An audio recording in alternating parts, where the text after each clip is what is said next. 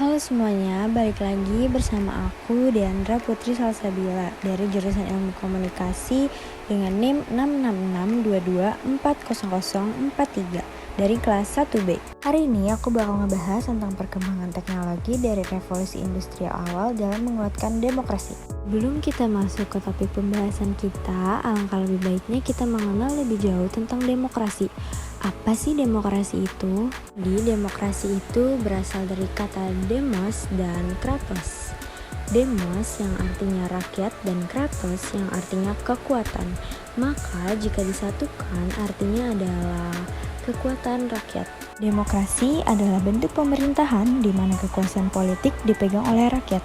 Dalam sistem demokrasi, keputusan politik dan kebijakan publik diambil berdasarkan suara mayoritas dan hak serta kebebasan individu dihormati. Adapun bentuk-bentuk demokrasi, yang pertama demokrasi langsung, di mana rakyat secara langsung terlibat dalam pengambilan keputusan politik, serta seperti dalam referendum atau pemilihan umum yang melibatkan voting langsung untuk undang-undang tertentu.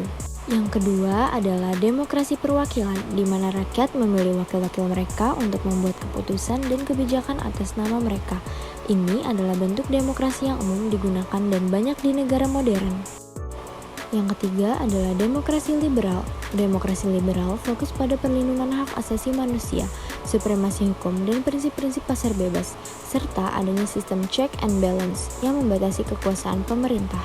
Yang keempat adalah demokrasi sosial. Demokrasi sosial menggabungkan prinsip-prinsip demokrasi perwakilan dengan kebijakan sosial dan ekonomi yang bertujuan untuk mengurangi ketidaksetaraan dan meningkatkan kesejahteraan sosial.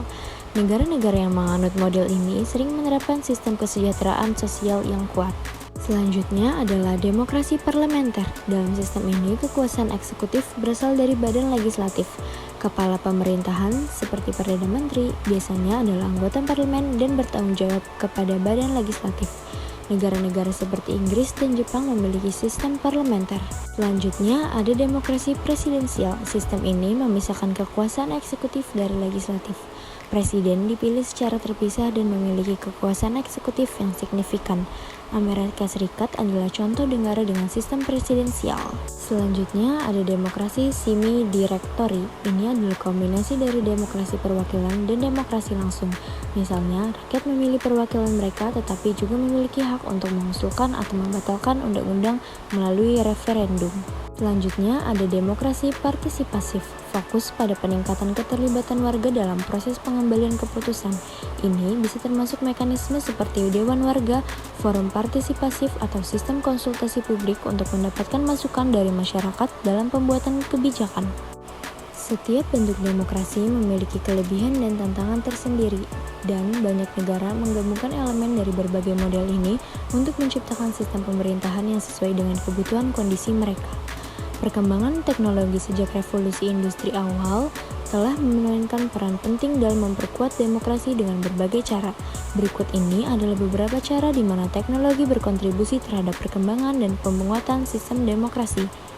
Pada awal revolusi industri, perkembangan teknologi, pencetakan, dan cetak memainkan peran krusial dalam menyebarluaskan informasi dan ide-ide politik. Yang pertama, inovasi teknologi dalam percetakan.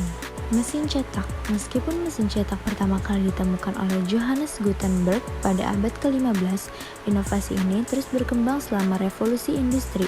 Mesin cetak yang lebih efisien dan diproduksi massal mempercepat penyebaran materi cetak. Inovasi teknologi.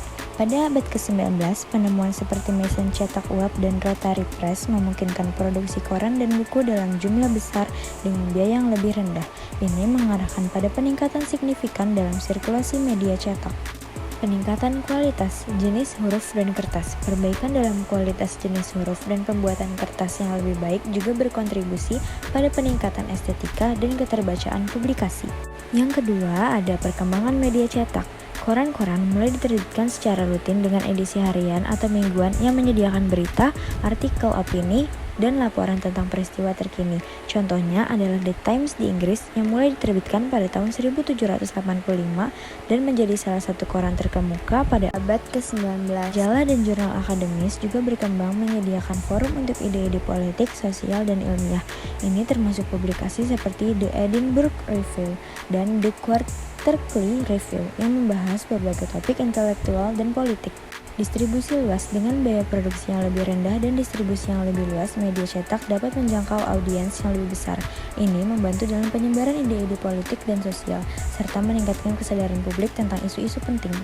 Pendidikan dan kesadaran politik, penyebaran pengetahuan, media cetak membantu mendidikkan masyarakat tentang isu-isu politik, sosial, dan ekonomi, serta mempromosikan ide-ide baru yang mendukung perubahan sosial. Buku, pamflet, dan koran seringkali membahas reformasi politik dan ekonomi. Literasi dan akses informasi. Peningkatan akses ke bahasa bacaan membantu meningkatkan tingkat literasi di kalangan masyarakat. Literasi yang lebih tinggi memfasilitas partisipasi yang lebih besar dalam diskusi politik dan pembuatan keputusan. Itu dulu pembahasan aku hari ini tentang perkembangan teknologi dari revolusi industrial awal dalam menguatkan demokrasi. Sampai jumpa di pembahasan-pembahasan kita selanjutnya.